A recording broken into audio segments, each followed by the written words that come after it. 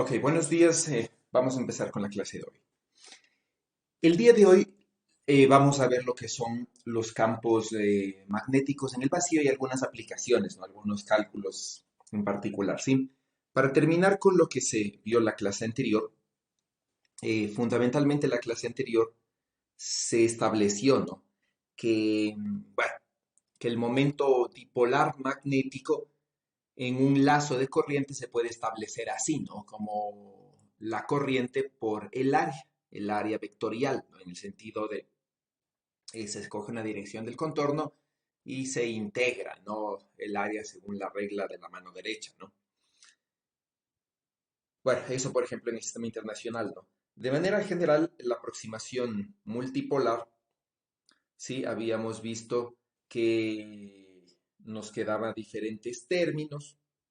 Sí, habíamos hecho esta aproximación, ¿no? Del uno sobre R menos R', habíamos supuesto R mayor que los R', ¿no? R mayor que R mayúscula, donde R mayúscula es el tamaño del cuerpo, y en base de eso se había hecho la aproximación, ¿no? Y se había encontrado, perdón, ya, se había encontrado esto, ¿no es cierto? Entonces habíamos dicho el término monopolar es cero, el término dipolar tiene esta forma, ¿sí? Y entonces en función de eso habíamos visto, ¿no? Que si esa es, el término dipolar se puede escribir así, ¿no?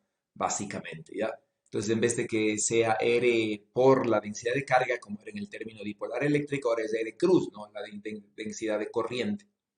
E integrados en todos los sitios donde existe corriente y eso nos da el término dipolar, ¿no? Había un factor C aquí en el gaussiano que se diferenciaba del sistema internacional. En ambos casos, el dipolo nos sale de esta forma, ¿no? Cuando el dipolo no es puntual. Sí, cuando el dipolo es puntual, habíamos dicho, nos quedaba de esta manera, ¿no? Ahora, este factor 8 pitercios que está en rojo es importante, ¿sí? Porque nosotros podemos hacer, por ejemplo, coger una esfera, ¿sí? Una esfera, por ejemplo, que tenga una cierta magnetización y luego calcular, ¿no es cierto?, esa esfera dipolar cuando el radio tiende a cero. Entonces nosotros podríamos tomarnos la esfera que quedó de deber de una densidad de carga uniforme, ¿sí? Que girando, ¿no? Girando con una velocidad omega. Ya eso nos va a dar una esfera dipolar, básicamente. Cuando tomamos el límite del radio, nos sale un factor, ¿sí? Sale un factor que es menos 4 pitercios. Si nos vamos por esta aproximación, ¿no? Una esfera dipolar y el radio le hacemos tender a cero, ¿ya? En cambio, ¿no? Si calculamos el rotacional del dipolo, ¿sí? Si calculamos el rotacional del dipolo, ¿no es cierto? Y luego hacemos esta divergencia de R sobre este R', ¿sí? Sobre R cubo, más bien dicho, ¿no es cierto? Sí. Entonces, nosotros podríamos, déjenme corregir esto. Sí, sobre R cubo, ¿no es cierto? Si hacemos esto, entonces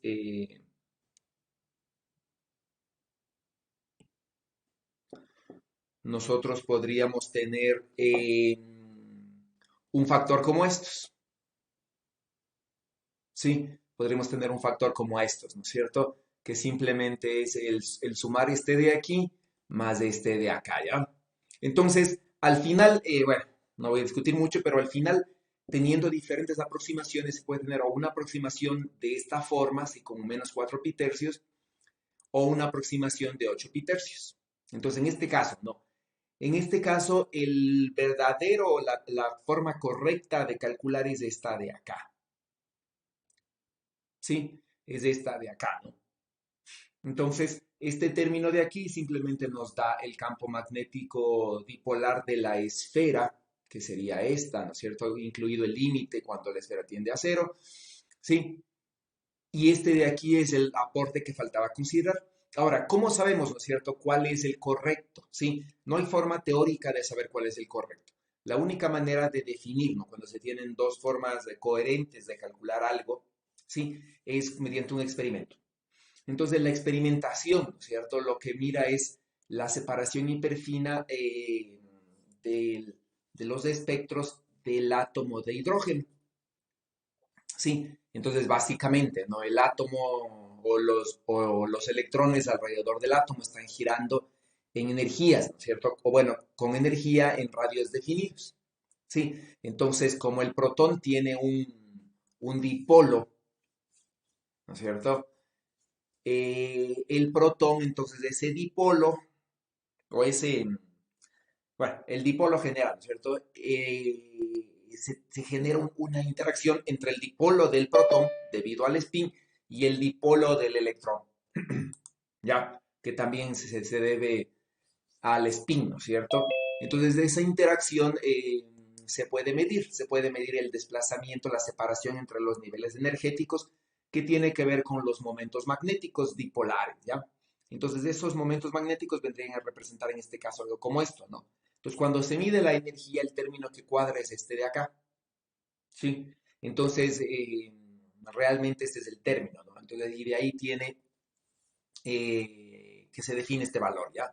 Entonces, básicamente, para un campo magnético, ¿no es cierto? Este sería el término del campo magnético de un dipolo magnético puntual, ¿ya? Donde este sería el factor correcto, ¿no? Eso simplemente, ¿ya? Una, una discusión más extensa de esto y sí la pueden encontrar en Zambi, la pueden encontrar, ¿ya? En definitiva, ¿no es cierto? Cuando se calcula así, entonces se podría decir, ¿no es cierto?, que nosotros de estas ecuaciones deberían cumplir con estas, ¿sí? Con las ecuaciones de Maxwell. Entonces, por ejemplo, ¿no? Esto estaría en el sistema gaussiano, ¿ya? Entonces, si sacamos la divergencia, ¿sí? El primer término, este es un campo dipolar que tiene divergencia cero, ¿ya? Y nos quedaría simplemente el segundo término, ¿no? Entonces, aplicando la divergencia del campo magnético, este primer término, como les digo, sale cero, este segundo término es el que está escrito aquí, ¿no es cierto? Del rotacional es igual, ¿ya? El rotacional del campo magnético debería ser la corriente, en este caso del dipolo, ¿no? Que vendría acá, ¿ya? Entonces, si se calcula el rotacional, este campo magnético tiene rotacional cero, esta componente, y esta componente no sabemos nada, ¿no? Entonces sería el rotacional de esto, ¿ya? Entonces, igualando, nos quedaría que estos dos términos de aquí, ¿no es cierto? Este término de aquí es un término de la divergencia de una constante por m delta, ¿sí? Mientras que la JD, ¿no es cierto? Es otra constante por rotacional de m delta. Entonces, esta corriente de desplazamiento, básicamente, ¿no? Este término de aquí, si le cambiamos y le escribimos la C, por ejemplo, en vez del 8 pitercios, nos queda la corriente de desplazamiento. Eso quiere decir, ¿no? Que la divergencia de la corriente dipolar, más bien dicho, ¿no? Del dipolo es igual a cero. Eso quiere decir, ¿no? Que para este dipolo puntual, ¿ya? También cumple con un hecho de que la corriente de desplazamiento, que es esta, ¿no es cierto? Sí, bueno, que es esta de aquí, tiene una divergencia cero, ¿ya? Tiene una divergencia cero, ¿no? Entonces, la divergencia de la corriente de desplazamiento es cero, ¿ya? Y la corriente de desplazamiento se definiría así, ¿no? Como una C del rotacional de m por delta, ¿ya? Igual acá, ¿no es cierto? Cambiaría el factor de integración. Sí. Ahora, en vez de utilizar, por ejemplo, esta representación, déjeme buscar la página, en vez de utilizar, ¿no es cierto?, esta forma de expresar la aproximación de 1 sobre el módulo de R menos R', ¿sí? En vez de utilizar esta ecuación, se podría haber utilizado eh, esta ecuación, ¿sí? Y haber utilizado entonces el, el factor, ¿no es cierto?, de los polinomios, de los armónicos esféricos, ¿ya? Entonces, donde estos términos de aquí simplemente son términos vectoriales, ¿no? Es decir, son como este es un vector, ¿sí? Cada vector va a tener sus propios coeficientes de m sub lm. Ya, entonces va a tener, ¿no es cierto? Unos términos que sean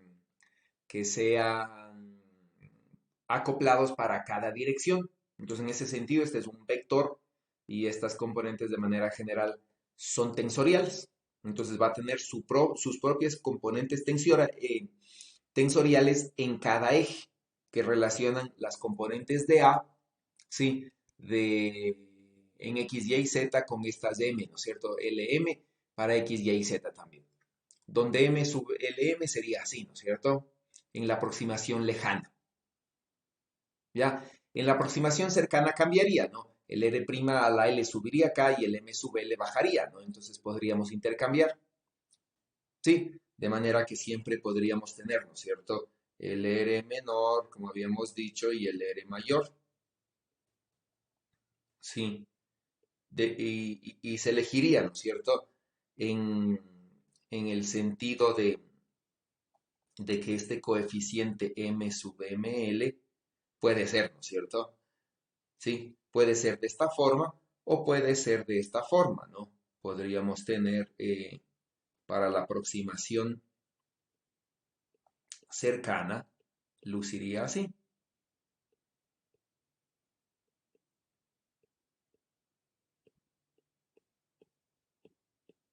Sí, luciría así en la aproximación cercana, ¿no? Ya, igual para cada eje, ¿no?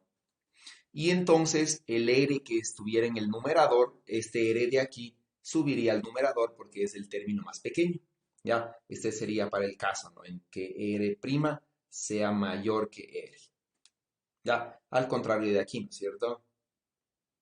¿Sí? Que R es mayor que R'. Entonces ya podremos tener ya el, el potencial vectorial en su desarrollo multipolar en la aproximación, ¿no? Lejana como esta, o cambiando los términos aquí, ¿no es cierto? R subiría, R' bajaría, ¿sí? Y, y nos quedaría, esta sería la aproximación lejana, ¿no? ¿Sí? ¿Está claro? Tal como habíamos hecho en electrostática, ¿ya? Ahora sí ya podríamos continuar con lo que se tiene pensado para el día de hoy, ¿ya?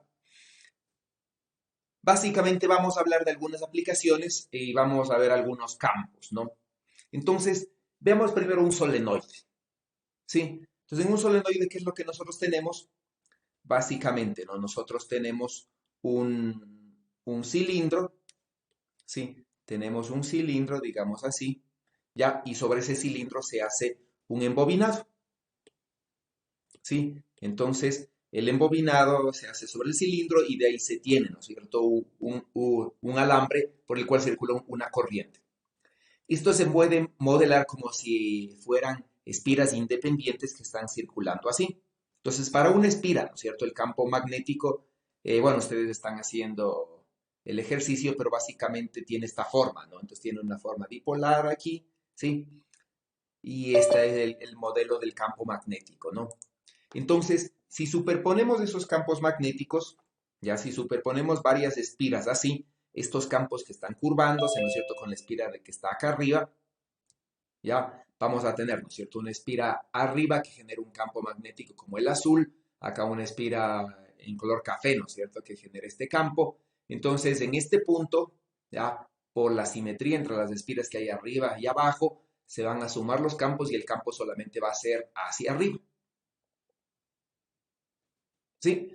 Y entonces podríamos decir, ¿no es cierto?, que dentro del solenoide los campos, debido a la superposición de campos, solamente tienen la forma hacia arriba. ¿Ya? Entonces, si esta es, ¿no es cierto?, el área del solenoide, la sección transversal, el campo magnético lo atraviesa desde dentro y solamente logrará salir cuando encuentre el fin del solenoide. Aquí saldrá, ¿no es cierto? Ahora, ¿qué es lo que sucede, ya? Como las líneas de campo tienen que entrar por aquí, ¿no es cierto? Están yendo dentro del solenoide. Y cuando logren salir, van a distribuirse sobre todo el universo. Eso quiere decir que todas las líneas que están encerradas en esta área de aquí, cuando llegue hasta el final, ¿no es cierto? Las líneas de campo tendrán que curvarse. ¿Ya? Y se van a curvar sin cruzarse en toda el área exterior, ¿sí? Donde esta área exterior va a ser infinitamente grande. ¿Eso qué es lo que hace, no es cierto? Que las densidades de líneas de campo magnético aquí sean muy densas, ¿sí? Y cuando salen, el campo magnético básicamente se expande en todo el espacio, ¿ya?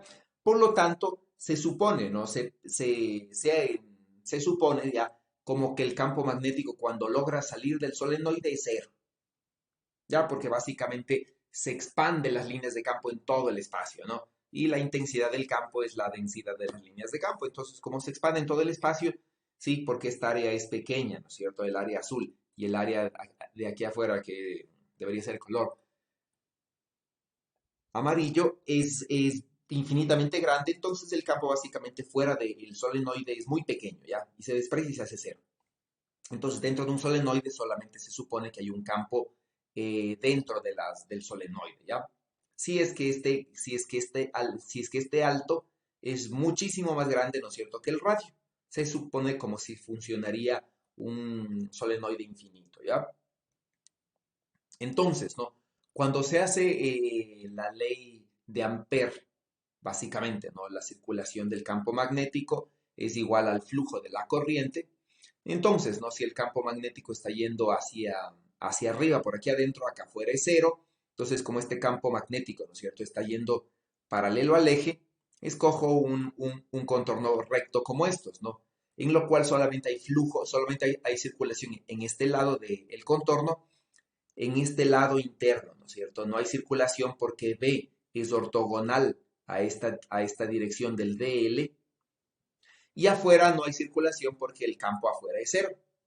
Entonces solamente hay circulación aquí, ¿no es cierto? Entonces esta integral simplemente nos da B por L, ya de toda la circulación. Los demás son cero, ¿no? Este porque son ortogonales y estos dos porque el campo es cero, ya que son básicamente todos estos lados que está aquí, ¿no? Y entonces nos queda este campo magnético por ley de Ampère, en donde el campo magnético dentro del solenoide resulta ser uniforme en todo el solenoide, es decir, no depende qué tan cerca del eje estoy o qué tan lejos del eje estoy, ¿no es cierto? Mientras esté dentro del solenoide, perdón, el campo magnético adquiere el mismo valor, ¿ya? Y entonces, sin importar dónde estén, ¿no es cierto? Las líneas de campo magnético son exactamente iguales, ¿sí?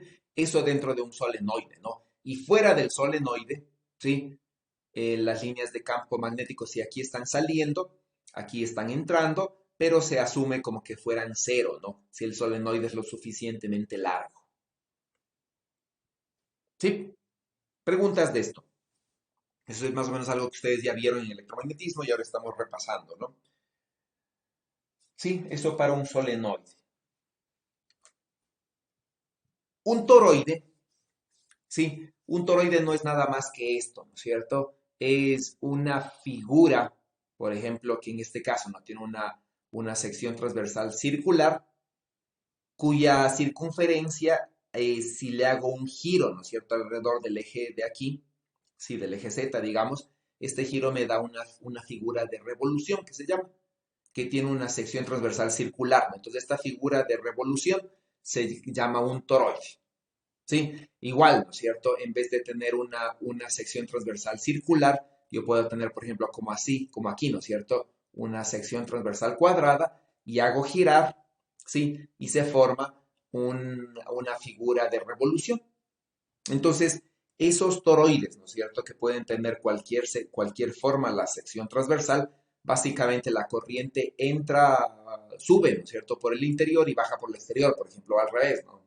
Daría igual ya. Entonces, aquí lo único que habría que ver, ¿no es cierto? Es que la corriente que sube por el interior baja por el exterior y es la misma. Entonces, ¿no? Si nos fijamos, por ejemplo, la corriente que sube por el interior, viéndole al toroide desde arriba, sería esta, ¿sí? Esta longitud del radio interno, ¿no es cierto? De este radio de aquí, del radio interno, es menor que la longitud del radio externo. ¿Eso qué quiere decir? Que en este radio externo la corriente se distribuye en una longitud más grande, ¿sí? Y en el radio interno en una longitud más pequeña. ¿Ya? ¿Eso qué es lo que hace? Que si esta fuese una corriente superficial, esta corriente superficial, no, si esta densidad de corriente superficial es más pequeña que esta densidad de corriente superficial que está bajando. Porque ¿no es cierto? Esta longitud de aquí es más pequeña que la longitud exterior, que es más grande. Pero la corriente neta que sube por aquí adentro, ¿no es cierto? Y que baja por acá, es la misma, ¿ya? Sí.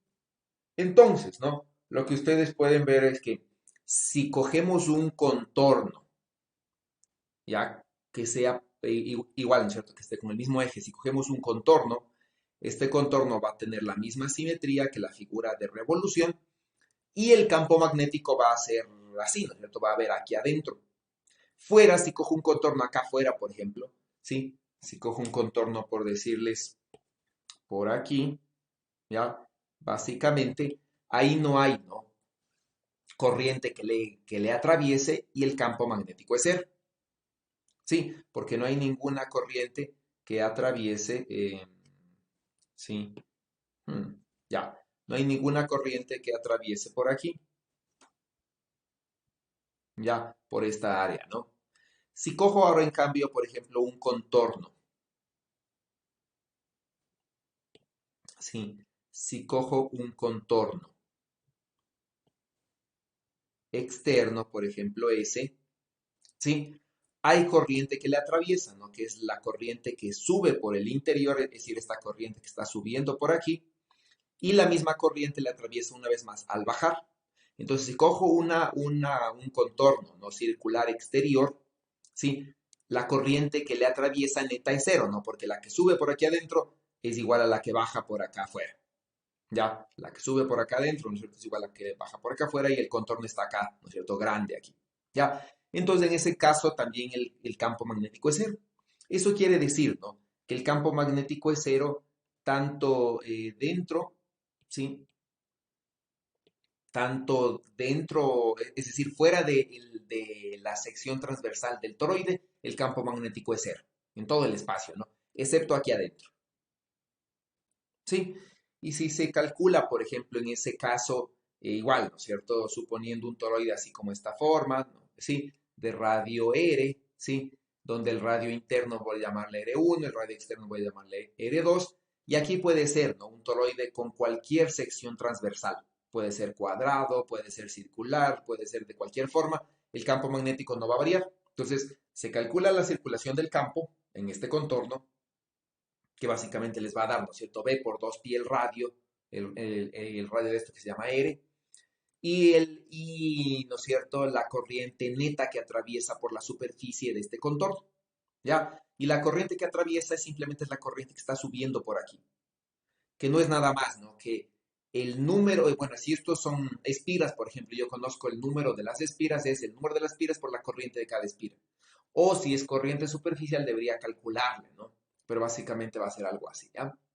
Y lo que podemos ver es que el campo magnético dentro de un toroide varía solamente con el radio. Es decir, ¿no?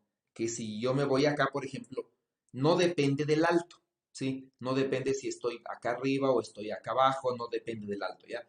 Solo varía con el radio. Entonces, al mismo radio, como está aquí, tengo el mismo campo.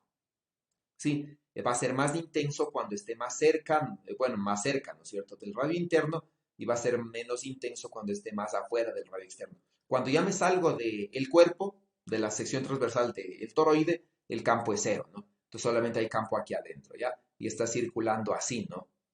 Sí, entra y sale por uno de los lados, ¿ya? Sí, está circulando así, ¿no?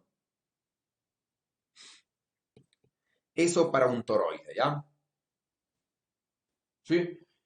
Usualmente lo que tienen ustedes es o la densidad de corriente o la corriente total sí, o el número de espiras. Algún dato tienen para que puedan calcular esto, ¿no? La corriente neta que atraviesa por el toroide, ¿ya? Vamos a hacer nuestro primer ejercicio, ¿sí? Al respecto de este tema. Vamos a calcular el campo magnético de un alambre más o menos como el de la figura. Entonces, ¿no? Lo que tenemos es una corriente que viene desde el infinito, ¿sí? una corriente tal como está ahí, ¿no es cierto? Que viene desde menos infinito, ¿ya? Y sube, ¿no? Sube como está allí. Ya, una corriente, ¿no? Que viene desde menos infinito, ¿sí? Se encuentra con una esfera conductora y la corriente se reparte uniformemente sobre toda su superficie y sigue subiendo. Ya, entonces estos serían los diferentes, ¿no es cierto? Caminos que toma la corriente cuando viene una corriente filamentaria ahí y si se hace aquí una corriente superficial. ¿Ya? Entonces sube por aquí y continúa subiendo por acá. ¿Sí? Entonces, lo que se quiere es calcular el campo magnético en todo el espacio.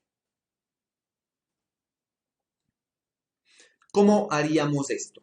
El campo magnético tanto dentro de la esfera conductora hueca, ¿no es cierto? Tanto como fuera.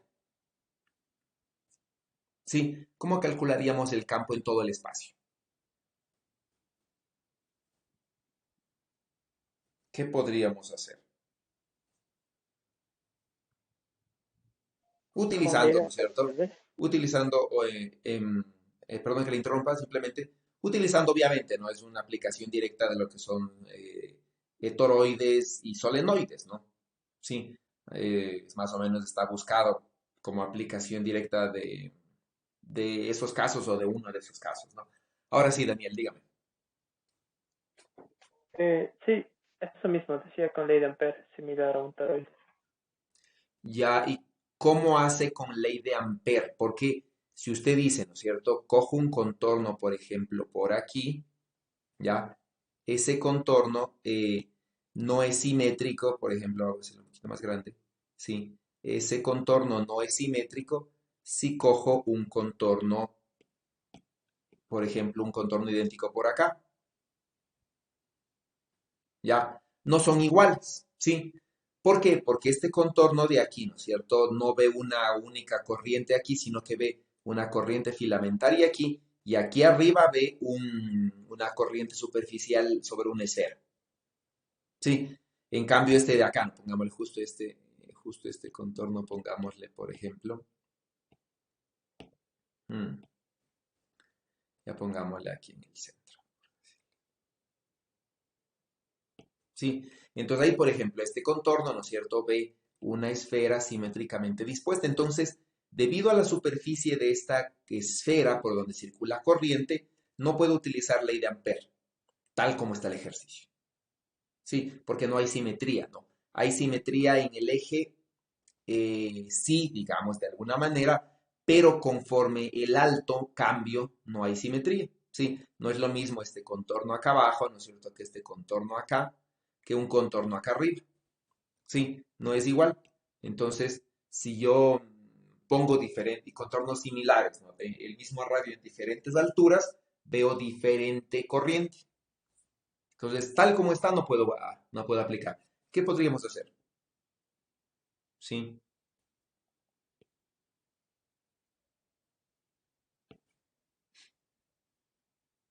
¿Qué dicen? No, así como está, no podemos aplicar ley de Ampere. ¿Qué hacemos? Tal vez dividir el problema, Ya, o ¿en qué sea, le vamos a dividir?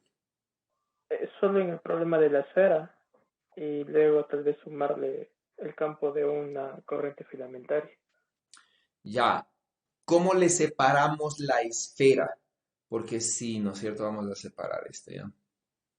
Si hacemos la esfera, ¿no es cierto? Sí, la esfera obviamente no tiene una. Sí, la esfera si le separamos, por ejemplo, por un lado sería esa, ¿no es cierto? Y si le separamos por otro lado el conductor sería esto, ¿ya? Sí, así se van a ver por separado, ¿ya? Así es lo que vamos a ver nosotros por separado, ¿no? ¿Eh? Aquí la corriente sube, se corta, ¿no es cierto? y aparece acá otra vez y continúa subiendo. ¿Ya? Mientras que aquí la corriente solamente sube, ¿no? Solamente viene desde desde el polo sur, digamos, y sube, ¿ya? Aquí simplemente hay una corriente que está subiendo, ¿no?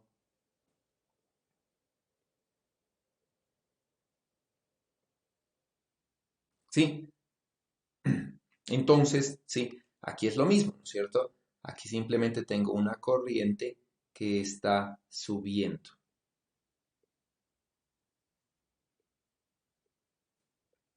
No hay corriente que baje. Entonces, tal como está, no puedo separarla. Así como está, no puedo separarla. ¿Sí?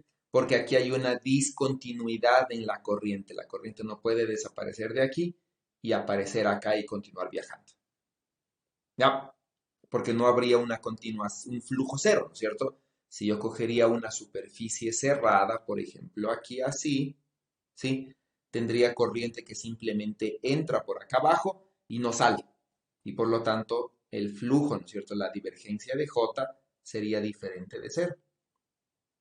¿Sí? Entonces, podemos utilizar lo que usted dice, pero tenemos que construir algo, tenemos que hacer algo para hacer problemas equivalentes y hacer principios de superposición.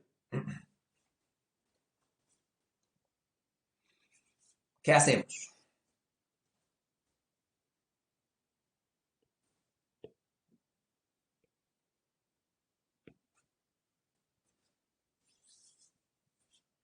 ¿Qué dicen? ¿Qué hacemos?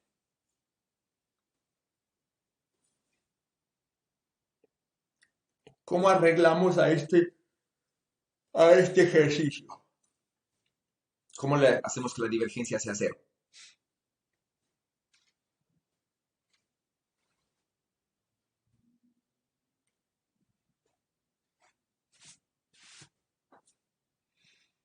Camila, ¿cómo hacemos que la divergencia sea cero? Solamente en este ejercicio del alambre. ¿Cómo le damos continuidad a esta corriente?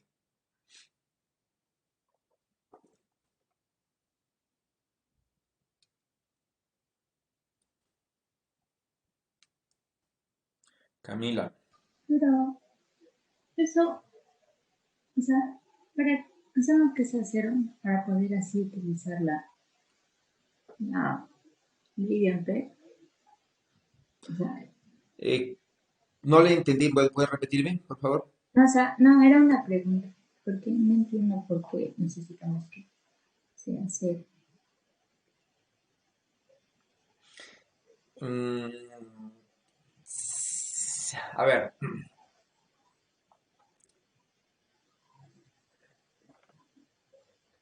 primero respondan a lo que yo le digo. Cuénteme, ¿cómo le haría usted? ¿Cómo aplicaría?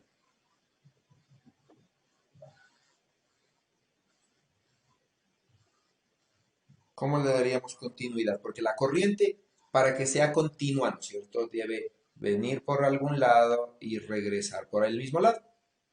Sí, y ahí tendríamos una corriente continua. Sí, no podríamos tener una corriente continua en un alambre así, por ejemplo. ¿Ya? ¿Por qué? Porque, ¿no es cierto? De aquí no puede salir corriente, o si de aquí, si de este extremo está saliendo corriente y llegando acá, quiere decir que aquí hay una carga que depende del tiempo y eso es algo que está oponiéndose a la estática que estamos suponiendo, ¿no? Que porque habíamos planteado que en electrostática, que en magnetostática, la divergencia de J es cero y la densidad y la variación de la densidad de carga es cero, es decir, no hay variación de cargas en el espacio. ¿Ya? Y entonces eso no puede ser, ¿no? Entonces, si tendríamos aquí, igual la corriente, la carga no puede desaparecer de aquí y aparecer acá. Sí, eso imagino que saben, ¿no? Deberían saber ya. Cuénteme, Camila, ¿cómo le hago continuo a eso?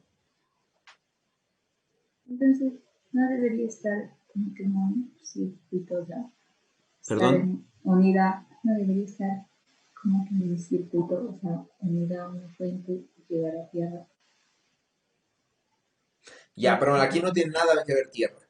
Aquí simplemente hay una fuente en los extremos que se encuentran en el infinito, ¿no es cierto?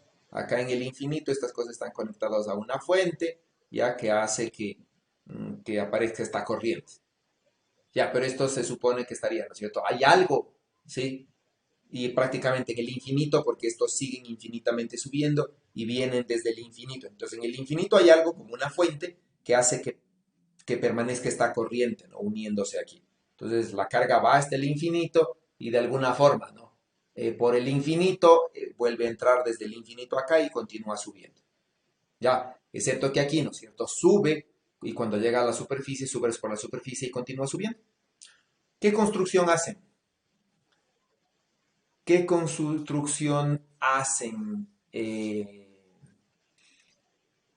Raquel, ¿qué construcción haría para que esto sea continuo y poder utilizar el principio de superposición de campos y calcular esto por superposición?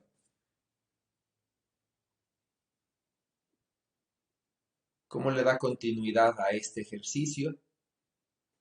¿Y cómo le da continuidad a este ejercicio para aplicar superposición de campos?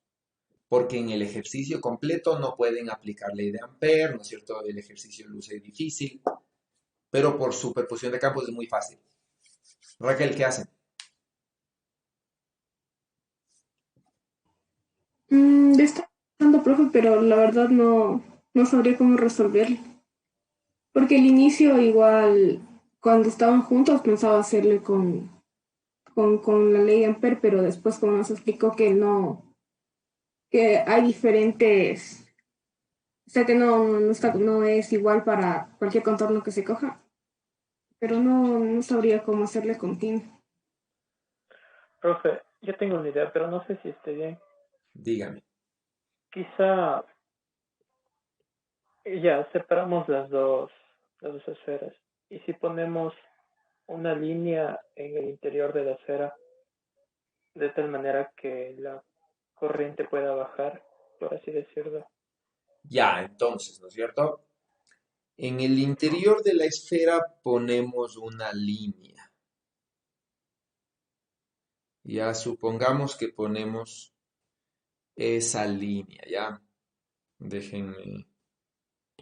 eh, ya, supongamos que ponemos esta línea, ¿ya?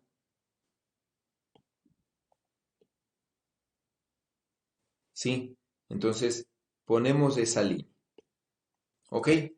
Entonces en esa línea de allí la corriente está bajando, ¿sí? Excepto que, ¿no es cierto? En esta línea de aquí, toda la corriente que baja, ¿sí? Toda la corriente que sube por la superficie, baja por esa línea, ¿no? ¿Sí? Toda la corriente que sube por la superficie, baja por esta línea. ¿Sí? Entonces la corriente, ¿no es cierto? Sube por la superficie distribuida uniformemente y baja por la línea. ¿Ya? Esa corriente originalmente acá no hay, ¿sí? En este ejercicio de acá no hay, ¿cierto? Porque la corriente solamente sube por el contorno, ¿sí? Sube por aquí y baja por acá. ¿Cuánto sería la corriente que baja la construcción que hicimos ahorita? ¿Qué corriente es? ¿Cuánto vale esa corriente? Sería la original. Y Ya, I, ¿no es cierto? Entonces, por aquí la corriente en rojo que está bajando es I, ¿ya? Acá no existe esa corriente, ¿sí? No existe una corriente que baje por el medio. Acá le construimos, ¿no es cierto? Y es una corriente que está bajando por el centro del esfera, ¿ya? Del polo norte al polo sur. ¿Qué hago para que el problema sea el mismo? Porque esta corriente acá no existe. Sí, aquí la corriente que va de polo norte a polo sur es cero. Aquí estuviese aumentando una corriente que acá no existiría. ¿Cómo le compenso a eso?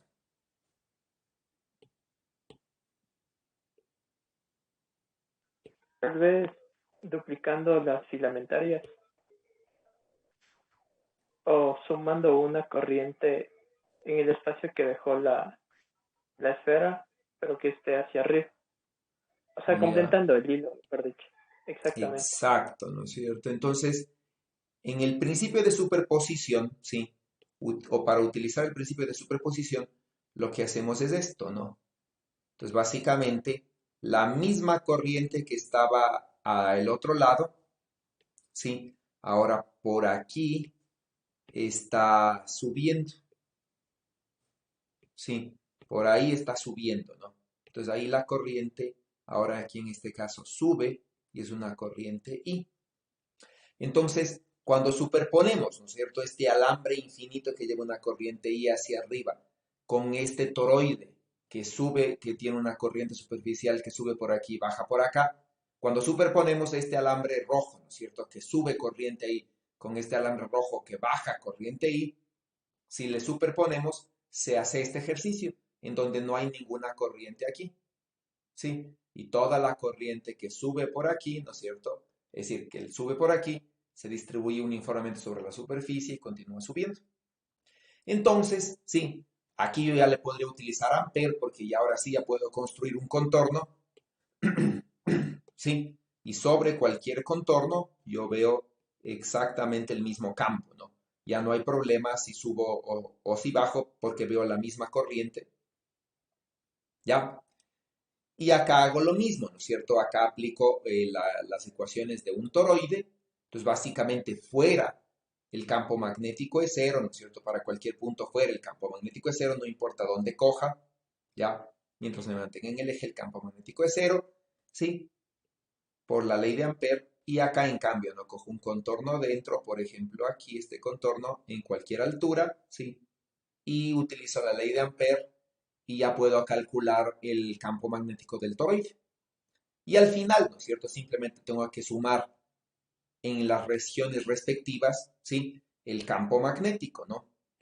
Entonces, se suma, ¿ya? Se suma el campo magnético y van a tener una zona exterior, ya una zona 2, digamos, ¿sí?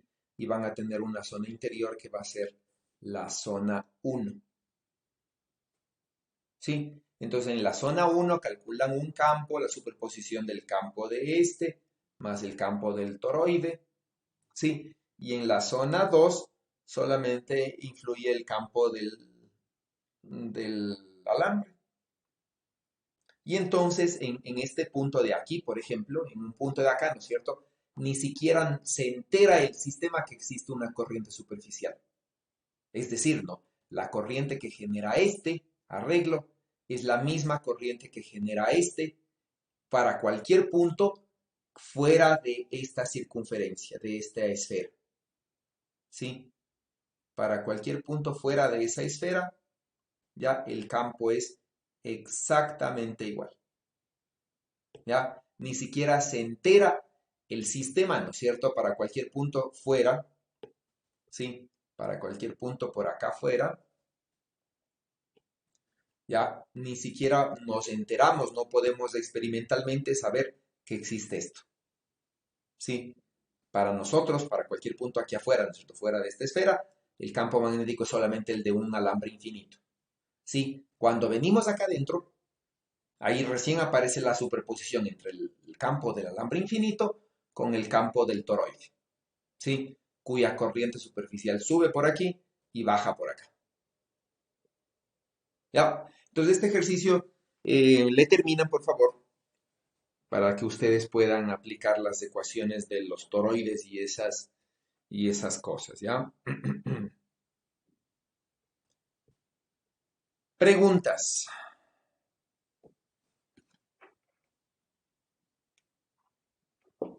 Entonces, estas construcciones son importantes, ¿no? Estas construcciones, estas ideas de continuidad, ¿sí? Y de superposición son importantes. Y así, por ejemplo, un problema que no es fácil de resolver, ¿sí? Este problema sería complicado si es que lo tratan de hacer por ley de Biot-Savart o por, ¿no es cierto?, por campo magnético, lo que sea, sí, por potencial magnético, lo que sea, sería un problema bastante complicado. Se puede resolver por superposición, ¿ya? Muy fácilmente. Ok, si no hay preguntas, entonces continuamos.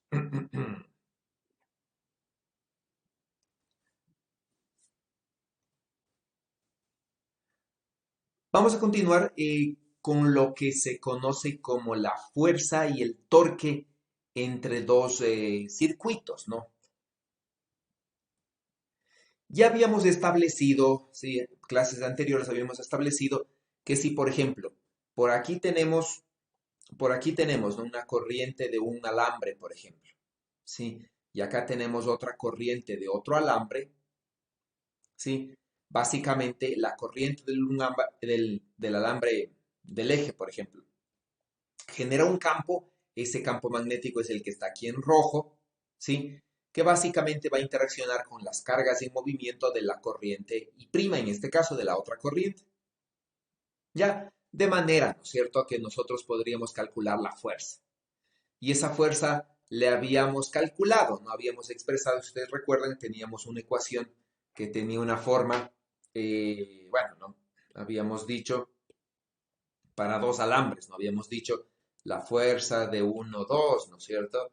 Era una cierta constante aquí, una integral sobre el alambre 1 y una integral sobre el alambre 2, la corriente 1, la corriente 2, el DL1 cruz DL2, creo que era, ¿no es cierto? Algo así. Sí. Y y abajo, ¿no es cierto? Nos quedaba un R1 menos R2 al cubo. Y arriba, ¿no? Sí. Y arriba nos quedaba algo así, ¿no es cierto? Eh, Eso, así creo que nos quedaba, ¿no? Creo que simplemente así. Ya. Eso es lo que habíamos visto, ¿no? Me parece que nos quedaba simplemente así.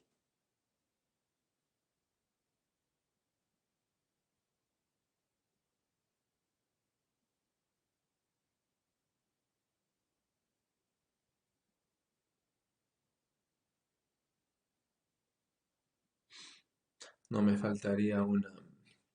Sí me falta aquí un tema. Bueno, aquí me quedaría, ¿no? R1 menos R2, ya. Así debería ser esto.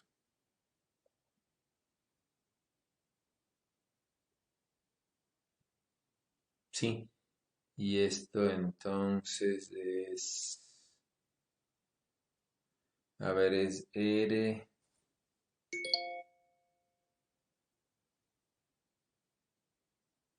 cruz J cruz R, ¿no es cierto? Y esto era J cruz B. Ya, entonces creo que nos queda así, ¿no? Este es cruz, entonces. Entonces nos queda así, ¿ya? Esa creo que es la fórmula, sí, un signo por ahí puede estar cambiado, pero bueno. Sí, entonces habíamos visto, ¿no? Así es como se podría calcular el campo magnético, ¿sí? Entre dos circuitos, ¿no? Y esto simplemente proviene, como ustedes recordarán, de la fuerza, ¿no? Entonces dicen la fuerza sobre una carga es esta, ¿sí? Y entonces ustedes dicen, ¿no es cierto? La fuerza ahora sobre un diferencial de corriente es simplemente esto, ¿ya? Y el campo magnético no es nada más el generado por otra corriente, que sería la otra corriente, por ejemplo, la del corriente 2, ¿no es cierto? Que es esta.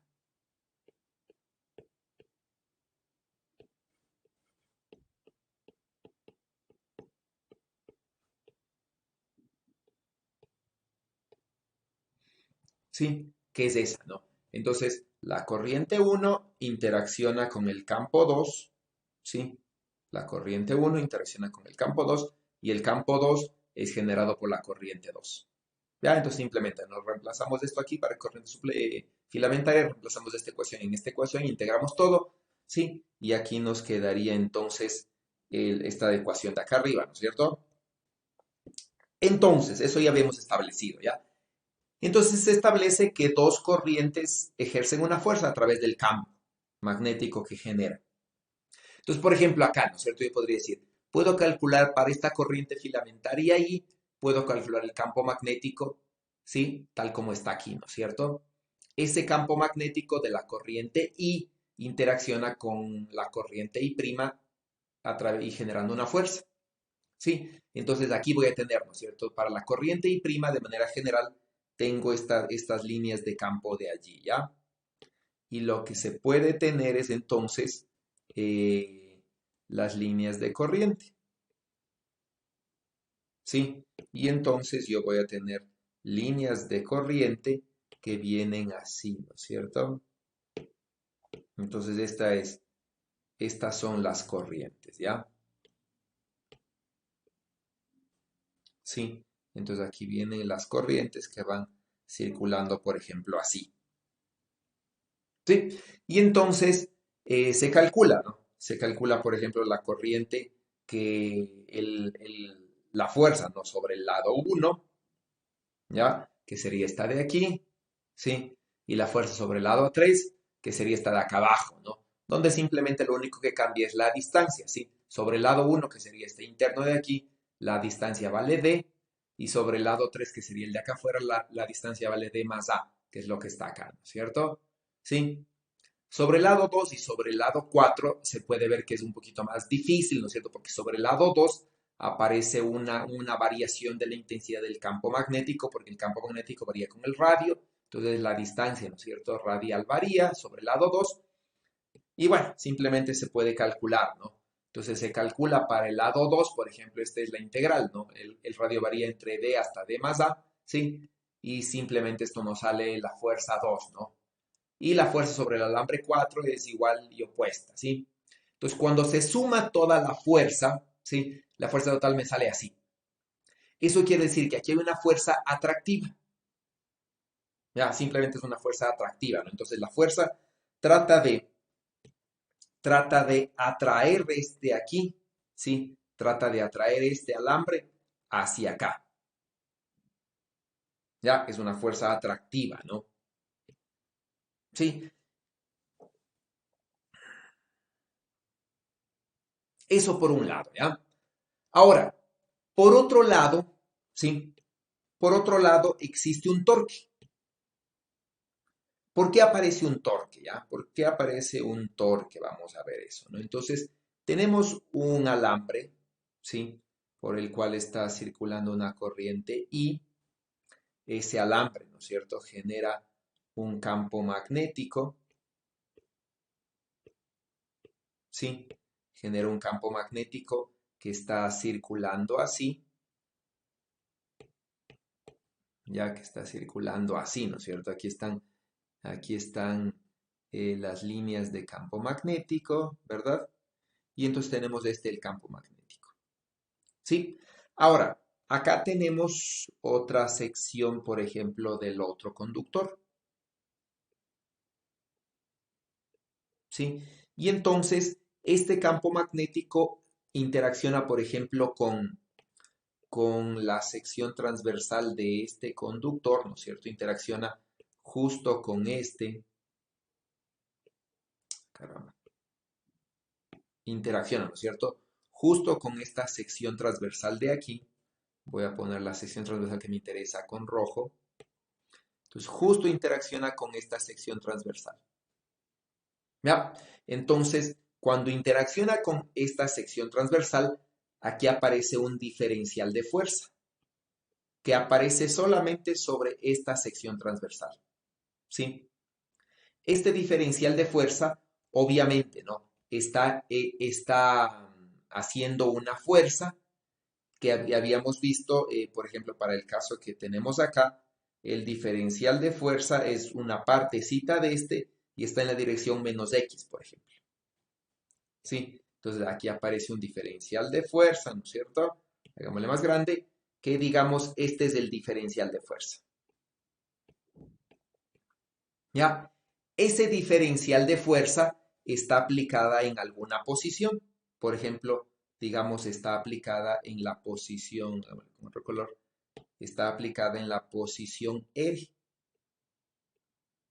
¿Sí? Y entonces aparece obviamente un torque que es R cruz de F. Y este es el diferencial de torque. ¿Sí? Por ejemplo, ¿no? Entonces, para un pedacito de alambre, por ejemplo, para este pedacito de alambre que está acá, ¿no es cierto? Que aparecería otro diferencial de fuerza. Supongamos que está para arriba, ¿ya? Sí, entonces aquí aparece, ¿no? Un diferencial de fuerza, ¿sí? Y este diferencial de fuerza está en otra posición diferente. Ya más, creo que más conveniente me conviene abajo. Sí, por ejemplo acá ya. Entonces aquí aparece un diferencial de fuerza, ¿sí? Y este diferencial de fuerza está en otra posición. Por lo tanto, ¿no? Cada diferencial de fuerza está aplicado en una posición R. Y entonces hago el producto cruz, ¿no? De R cruz el diferencial de fuerza. No puedo hacer R cruz toda la fuerza, ¿no? Porque esta fuerza, sí, no es que está aplicada en un solo punto, sino que esta fuerza de aquí es la suma de todas las fuerzas que están aplicadas en diferentes puntos. Entonces, decir que el torque ¿no es cierto? Un R cruz F, eso no puede ser, ¿ya?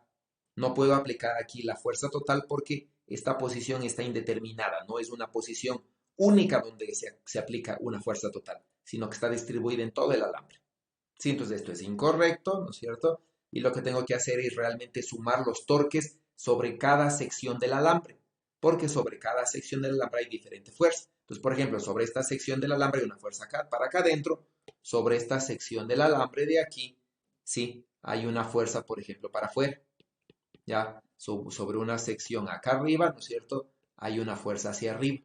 Entonces, cada fuerza tiene diferente posición y diferente dirección y tengo que sumar los torques de todos. ¿Sí? Si hago eso, ya esto es lo que obtengo, ¿no? Entonces, lo que se dice es, el torque total es R cruz el diferencial de fuerza, donde R es la posición donde está ejercido esta diferencial de fuerza. ¿Sí? El diferencial de fuerza no es nada más que esto, ¿no? I de L cruz B, que puedo intercambiar, ¿no? Para que me quede la B dentro del integral, ¿no? Y donde B es la posición donde estoy calculando este diferencial de fuerza, es decir, donde está este diferencial de L, ¿sí? Entonces reemplaza eso acá, ¿no es cierto? Entonces me queda que el campo es una función de R' y estoy integrando en R', ¿sí?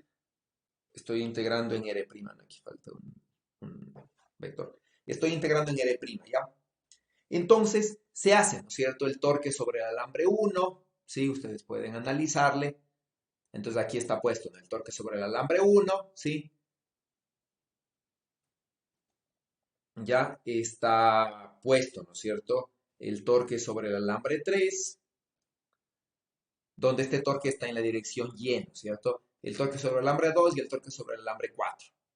Y puedo sumar los torques, ahora sí, ¿no es cierto? Puedo sumar los torques y me va a salir un torque total. Entonces, en este caso, ¿no? El torque de aquí, por ejemplo, es igual al torque de acá. Sí, y el torque es cero. Sí, del alambre de arriba con el alambre de abajo, ¿no? El 2 y el 4 que habíamos dicho, ¿ya? El 3, sí, y el 1 también suman un torque cero. Eso quiere decir, ¿no es cierto? Que si sumo los torques, el torque 1 sobre toda esta sección de aquí se elimina con el torque 3. Y el torque 2 se elimina sobre el torque 4. ¿Sí? Y básicamente el torque es cero. ¿Ya? Eso cuando está aquí, ¿no es cierto? Sí, eso cuando está allí. ¿Ya? ¿Y eso cómo le podemos analizar? Sí, le podemos analizar así, ¿no? Y con esto termino, ¿ya? Entonces, tengo una línea así que tiene una corriente I que está generando un campo magnético así, por ejemplo, en este punto hacia adentro. ¿Ya? Y aquí tengo una espira,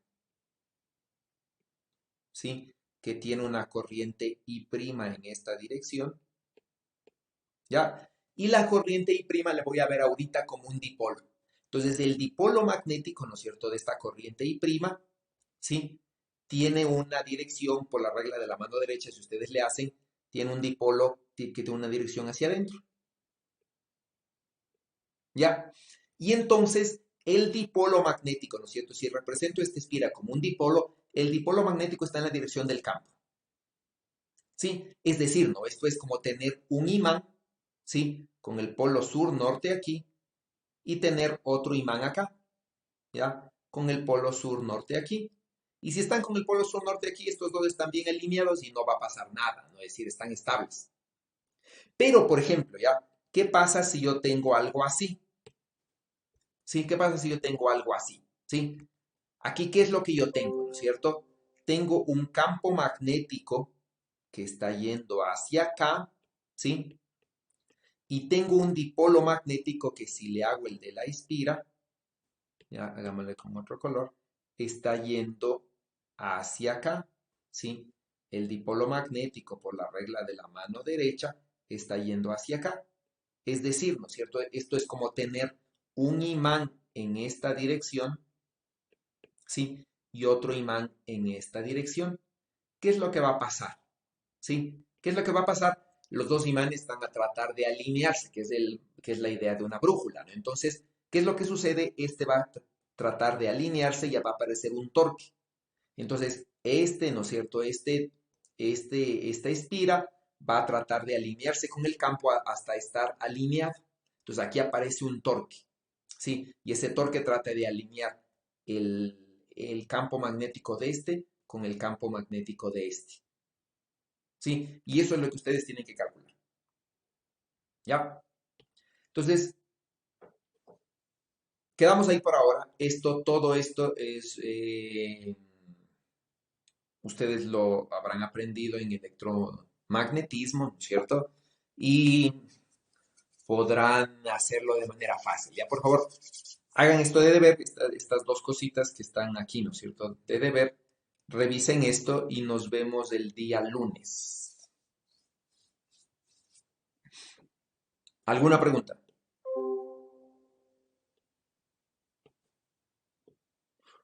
Ok. Profe, el lunes me parece que no hay clases.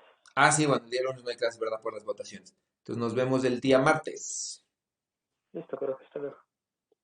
Hasta luego. Hasta luego, profe. Hasta luego. Hasta luego, profe. Hasta luego. Que les vaya bien.